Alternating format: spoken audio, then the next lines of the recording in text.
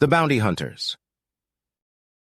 Emergency contact, Bongani Chabalal. Contact information. Hang on, Bike says, digging out his communicator and quickly going through it to get the hat's specific contact code. What, not me or the boss man? Tang asks amusedly. You're already here. You'll call the boss if things go wrong, but if things get weird, we need further backup, and the hat will bring it, and likely some local friends too. Bike answers, and Tang sighs. What? Too reasonable an explanation? Nah, I'm just a bleh mood bleh, Tang remarks. Went through my firing drills feeling numb. You need to get laid.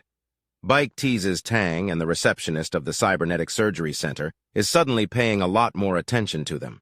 All right, form signed, paid in full. Time to get jacked up. You know what? No. Too easy, Tang says, refusing to rise to the bait. Oh, come on! I sent it right to you, Bike bemoans, and Tang fist pumps a little. Sometimes the best gags are the ones aborted, Tang replies. What's your relationship? Family and friends only are allowed to witness. Sworn brothers and co-workers, closer than mere friends, but not quite family. Bike answers, and Tang chuckles. Oh, so you consent to having him at hand and to speak for you? The receptionist asks, and Bike nods. Yes, I do. I trust him to have my back in a fight, and for this as well, Bike says. Ah, thanks, man. All right, Mr. Darkengal? Drake Engel, Bike says. Dark Angel's not a bad name, but when your actual name means Dragon Angel, you want to keep it. And I'm Bora Tang, Tang says, mentally smirking at the fact that his nickname is just his last name. They couldn't find anything better, which made it a perfect punchline. Very well, the receptionist says. Follow the green line and it will lead you to Surgery Chamber 4. Both men glance up and see that it leads to the left. They thank her for her time as she sort of stares at them while trying not to. So how long do you think you telling me to get laid is going to stick in her brain? Tang asks after they leave the room, and Bike starts snickering evilly. You're an evil, awful man, and I love you like a brother. Thanks, Bike replies as they find Surgery Chamber 4. Both step in, and there's a large, ominous-looking table in the center of the room and several mechanical arms hanging from above. Tang quickly sits to the side on one of the oversized chairs for quadrupeds while cross-legged and with his long gun in front of him. Well, I can see someone's getting comfortable, Bike says, sitting in a proper bipedal chair. More room on these big honkers. If nothing's happening, I plan to do a quick weapons check on the blanket, Tang says calmly. Subtle threat and keeps you out of trouble. Good combo, Bike compliments just before the door opens. Hello, hello! I'm Dr. Shine. A pleasure to meet you, the robotic rabbi's woman exclaims. Her lower arms are carrying a tray with Bike's implant and a large data pad for programming things properly. Her upper ones are holding up another that she's reading out of the corner of her digital eyes. You don't cop gravid sensitivities, do you? Can we take the masks and such off? Tang asks, and she pauses before smiling. Of course.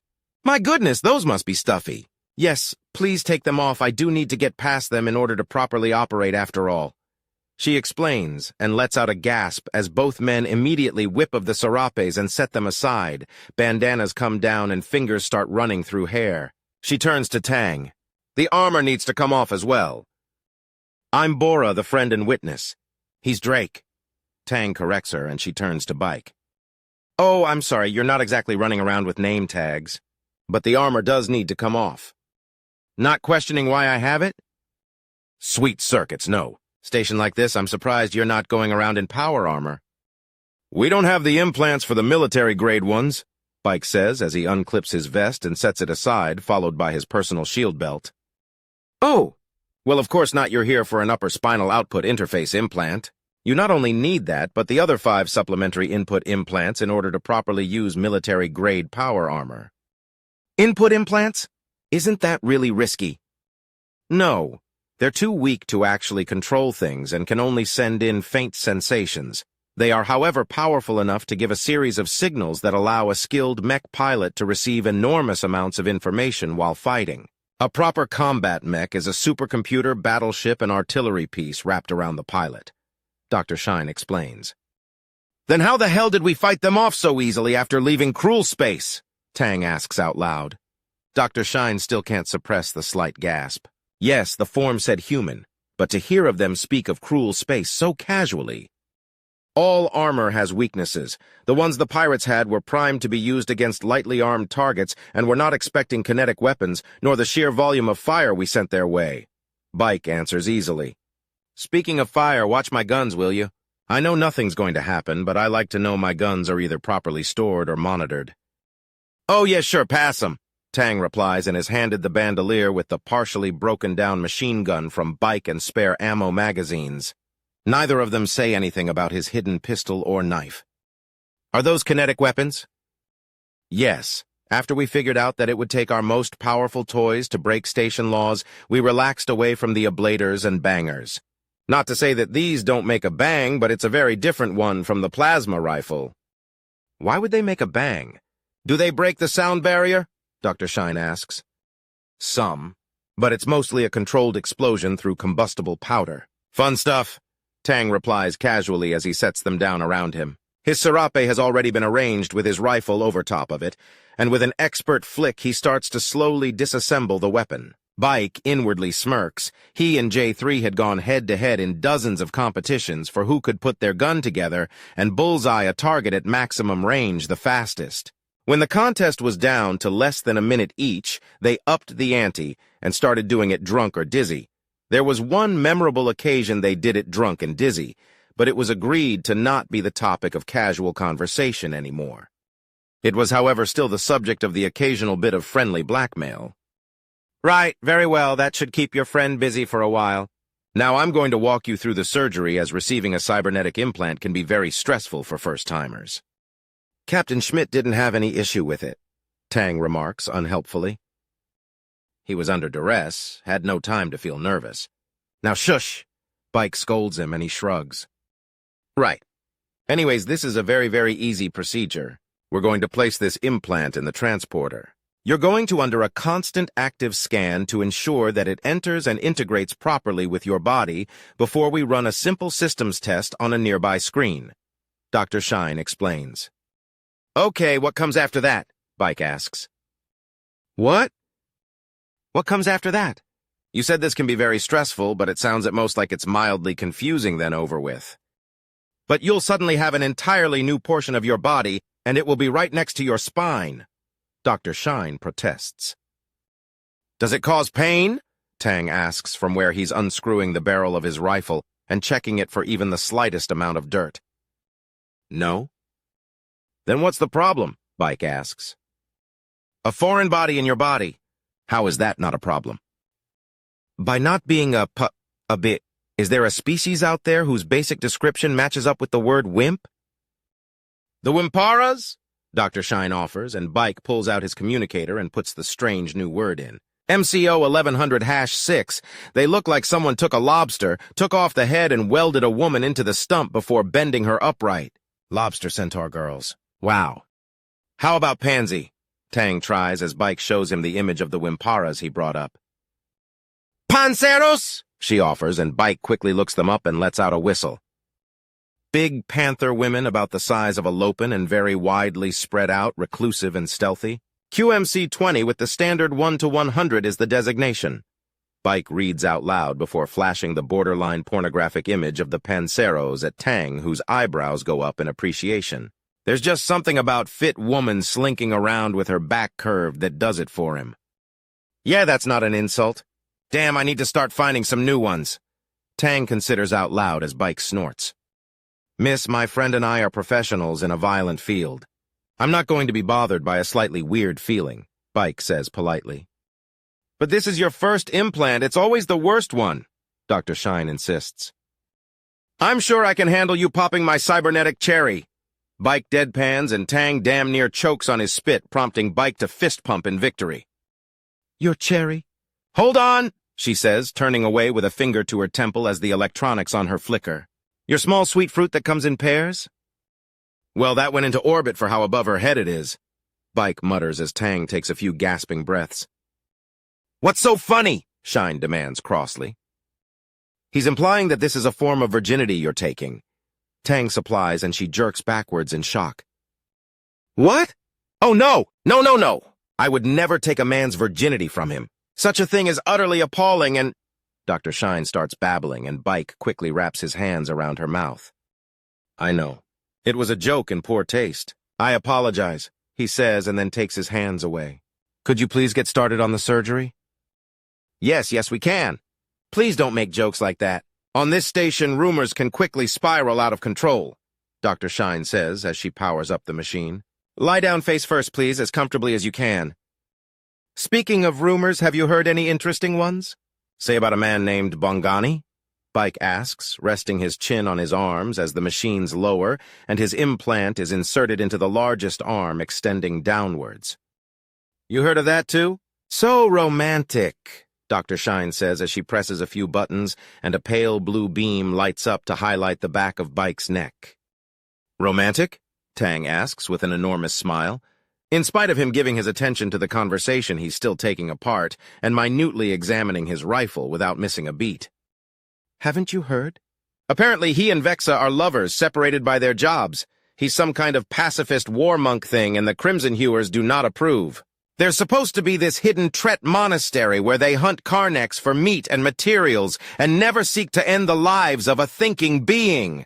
Dr. Shine gushes as the machine lets out a humming sound, and there's a sudden bulge in the back of Bike's neck.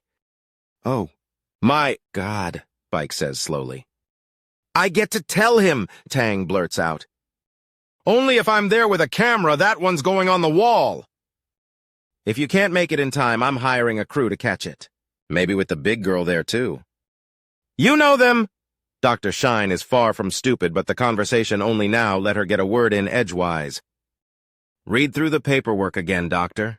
Bongani is in my list of contacts. He's a co-worker, Bike says. Co-worker, what do you people do that needs someone like Bongani around? He's one of the muscle guys. I'm the communications expert, and Tang here is a long-range precision shooter. Hello! Tang says as he starts to put the gun back together. We're bounty hunters. But we respect the station, so we're only testing to see which idiots with bounties are dumb enough to hit first. Those that aren't, we leave them alone. Those that are, we wrap up in tape and throw them in stasis for delivery. Perfectly in line with the rules of the station, and it gets the real idiots out of here, Bike explains. Does this kind of surgery normally make people this chatty? Tang asks as he screws the barrel back on. The question has a bit of a point to it that he doesn't want to emphasize too much, but he does want it noticed. It's noticed. Yes, it's a side effect of the axiom beam that dulls any sensation of pain. It's kind of like smoking a double-sized blunt. When did you get that? Gymnasium Zurich im Vaterland! Leichtathletik! Man, you should know this! Bike protests, suddenly speaking with a brutally thick accent. I generally regard anyone who starts making claims of the things they've done in high school or higher education to be so full of bullshit that listening will give me methane poisoning. Tang remarks dryly, and Bike laughs out loud. It was not that funny. Is to me. High as a fucking kite. Wait, since when do you speak German? I don't, but I've heard you talk more than a few times and took a guess. Wait, why was I speaking German? The language is beautiful and strong, but none here know— Oh, wow, this numbing beam is the good stuff, Bike realizes as he forces his accent away. And I'm about to turn it off. The implant is successfully installed. We just need to make sure it's properly calibrated. Dr. Shine says, and true enough, the beam turns off. Woo! Wow, that was really good, Bike says as he shifts to sit upright. He then rubs the back of his neck and feels the small nub of metal sticking out. That's it? Unless you go full body, full conversion, or straight-up brain uploading, then all implants are designed to be as unobtrusive as possible. Now, yours has an output range of 2 meters and no input, meaning we need a feedback system as all you can do is issue commands and not receive any responses. Dr. Shine explains before unfolding a data slate from the operating table. Now, this is connected to 2 of the arms above you. They contain cameras so you can look at your new implant with them. It also serves as excellent practice to— Dr. Shine is then cut off when one of the arms outright flails and slaps the mounting. Ease up, killer, Tang notes with a smile. A little less aggression next time, Dr. Shine advises him even as Tang finishes reassembling his rifle. He'd taken his sweet time both taking it apart and putting it back together. The arms above slowly come out of their resting positions this time and lower to look at him. He looks to the screen, and the arms shift to show the back of his neck, revealing a tiny, rounded-off chrome rectangle going sideways. "Looks like a piece of jewelry more than anything," Bike says before pointing to Tang. "Don't! Do not say it!" Tang slowly closes his mouth with a devious smirk. The poor doctor has no idea what to make of the interaction. "Now!"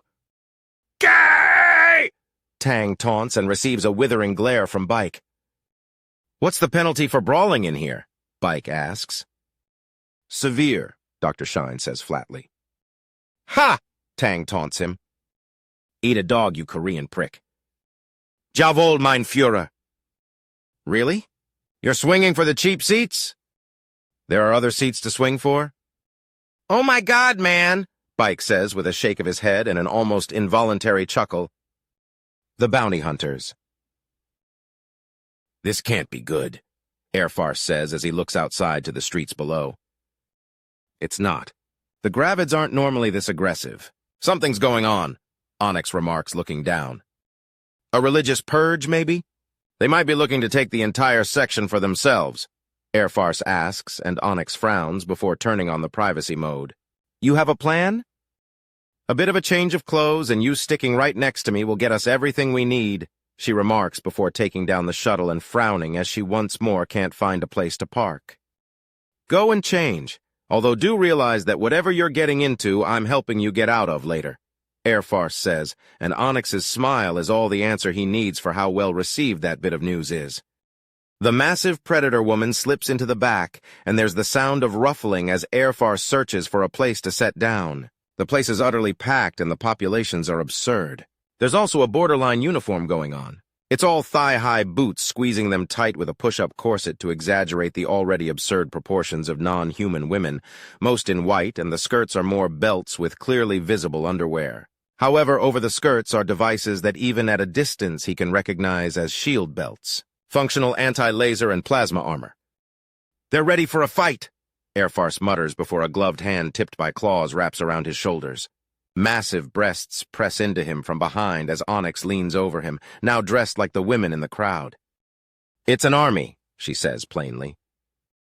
"But what kind? A purging army? A conversion crusade? An exterminating jihad?" "Can't be the first or the last one. The station masters would lose all patience with them and open all the airlocks. They've vented entire sections before." "How do you know?" "I've been talking to some of the girls.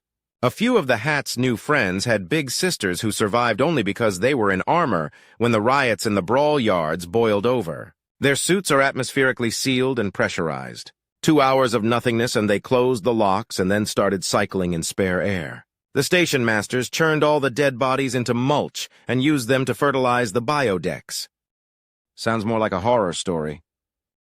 "We might see one up close if we can't figure this madness out," Onyx says as Airfarce finds a place to land.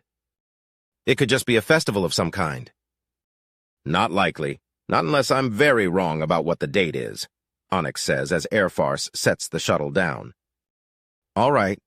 What are the rules for doing this without having to shoot someone?" "Speak to me first about everything. If someone talks to you, ask me for permission. If someone grabs at you, call to me. If you need to do anything, it goes through me. No one sees your skin and I'll do everything for you. Understand?" Onyx says, and Airfarce tilts his head as she can't see his expression through the mask. "How do you know so much about the Gravids?" he asks as she runs Axiom through her fur, and it shifts from jet black and bright yellow highlights to a slightly off-white with bright blue highlights. She looks like an entirely different Canador. "How?" "Gravids are not a single group of loonies. I was helped out by a different sect when I was younger. They helped me out of a tight spot and taught me how to shift my fur tones. All in all, the less aggressive sects are a good place to hide. They offer a few forms of witness protection, such as the false lists. They give you a fake ID after putting you through a healing coma and shelter you for a few years and then let you leave after you pretend to be waiting for a husband." "Ha!" "Most Gravids are actually pretty benign. Out here, though, this sect, as hardline as any I've ever encountered before. The friendliest ones run nurseries, preschools, and make wonderful midwives," Onyx explains, and Airfarce nods. You ready for this? Hopefully, he answers and she smiles. Remember, let me do the talking, she says, and he nods. In fact, hold on to my tail. It'll make this much easier. Gotcha, love, Airfarce says with a wink nearly audible in his tone. Just try not to get kidnapped, she says, and the door opens to the outside. She leads him out, and with the puff at the end of her tail in his hand, he follows her out into an ocean of pushed-up breasts and bubble butts. Come along, beloved. Let's find out what my sisters in faith are up to. Onyx bids him as the shuttle door closes behind them. This should just be a quick visit. Don't want to let our friends down after all. Cindy would be so disappointed if I did. Yes, beloved, Airfarce answers, and she starts weaving through the crowds with practiced ease. A few groping hands has him rush up to be right beside Onyx and clutch at her belt in seeming nervousness as her tail wraps further around him along the waist. She gives a withering glare backwards, and whoever it was decides not to challenge her. She puts a hand on his shoulder and continues to walk forward with a minimum of swaying. Even so, he still has to scramble a little for her to not knock him clean over, as she still saunters even when not trying to. Just as he gets into a pattern to match her movements, she suddenly stops. Dearest mother, blessed mother of many, I too am a mother and shall soon be a mother of more. I ask of you, from one bearing life to another, what is happening here this day? The alien Onyx is talking to is another type of spider-woman. Different from the Archna, who are spider centaurs, and Arcana that are women shaped like spiders, this being seems to be sitting on a spider, as if the second half of her body was merely some kind of mount. A third configuration? Whichever way it is, she's clearly heavily pregnant and wearing a very happy look as she takes in Onyx and him. A wonderful day it is, she chimes happily. How is the family, dear gravid sister? I have the father of my children here with me. My eldest daughter is caring for the rest of the family at home, and dearest friends are elsewhere on business. Onyx technically doesn't lie, but wow, that was a misleading explanation. Rather bold to bring out your husband with you. Are you not concerned he would be taken? Darling, I'm a Canador. You'd need a crimson hewer to pry him away from me, and I'd make her bleed to try. Onyx purrs, and then the Spider-Woman's eyes flicker ever so, causing Onyx to turn and growl at a younger-looking version of the gravid she's talking with to back away.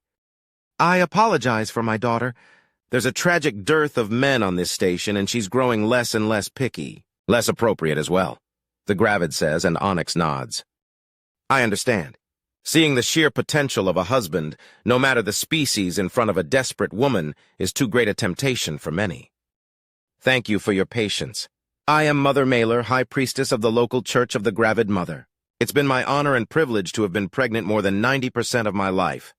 Mailer boasts, and behind his mask, Airfarce's jaw drops. Holy hell, the church's babysitting and nanny services must be amazing for her to feel boastful and not worn clean through the bone after an announcement like that. I can't match that. I started far too late and will have to live a great deal longer. However, I have started, Onyx boasts. A little disappointing. To be properly called gravid, you must have been pregnant for at least half your life. Alas, in this station of sin and drought, there's simply not enough. What husbands there are have been pushed to their limits and assigned their sacred century of brides. Yet still so many go without. A true pity, Onyx replies. Alas, all the men I know of are as wed as they will ever be and are fulfilling their sacred callings to their utmost. I'm just taking a day with my adorable little Bravo. Just him and me in a place a bit more holy than others and just breathing in that purer air. You know? What did you have to do to get him away from all your sister wives? I don't to bore you with the details, Mother Mailer. Not when you're in the middle of... I do beg your pardon, Mother, but what are you in the middle of? Onyx asks. Young Mother, we are merely making our numbers known. For soon we shall march upon the defiled and impure sectors and liberate the abused men that lay there. I've seen the images, men forced to battle in the pits, men kidnapped by common ruffians, men being used as mere decoration. No! The calling of men is a holy and wonderful thing. It is their purpose to grant us daughters and sons. Daughters and sons! The crowd cheers and Airfarce both grabs on tight to Onyx and starts charging himself with Axiom. He has a few flash grenades if they absolutely need it. And we shall purify the filthy, stagnant waters of the first deck, where they attempt to drown their men for punishment. Above her, a still image of Dong being dragged out of his walking sub by Mares the Lidris. His eyes are bugging out as he looks panicked. Bring about order to the sands of the second deck, where they force men to battle for their pleasure. This time the damning display was of the Hat vs. Vexa, with his mocking outfit this time giving the image a very, very dark-looking twist with her commentary. We shall sweep through to the third deck and bring light to the...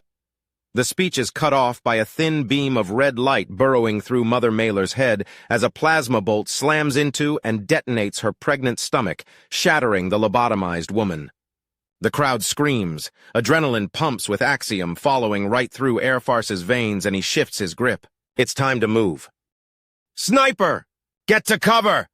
He screams for all he can, heaves up with his shoulder, and Fireman carries Onyx at a dead sprint through the crowd. His stride leaves dents in the plating, and they reach the shuttle in seconds. He all but tears the door open, forces Onyx inside, locks it shut, and takes off at the fastest burn he can manage without slamming into the surrounding vehicles and buildings. All units in the field, this is Airfarce. We've got snipers in Section 1. A major religious figure has just been terminated. Be on the alert at all times! I repeat, enemy snipers in the sector. Be on high alert at all times. Get to cover, people! He barks into an emergency all-comm. Frequency, his voice echoing out from every chain-breaker communicator and every internal speaker on the ship itself. We're going to ground and keeping people down. Still at the pagoda, Bike barks back. Ich kann meine Gedanken per communicator senden. Erstaunlich. Hold back on the German there, Bike. Soldier, give me the basics. Who, what, where, when, why, how? Pukey demands in a stern but otherwise calm tone. I got this, you steer us straight, Onyx says, scrambling into the co-pilot seat. High Priestess of the conservative Gravid's Mother Mailer was just assassinated no more than a minute ago. We were in the middle of the mid-level public square, and she was in the middle of a speech about an intended purification of the nearby sectors. She was killed first by a high-precision laser blast to the head, and as it struck, it was immediately followed by an explosive plasma bolt to her heavily pregnant stomach, a terror attack and massive insult on a spiritual level to the Gravids. This could start a fucking holy war on the station. All right, priority 1 is the safety of our crew. Get to Bikes and Tang's position. Have them share their expertise in person. Scaly, Cindy and I will be evacuating the nearby civilians into whatever cover we can. Stay alive, people! That's a direct order.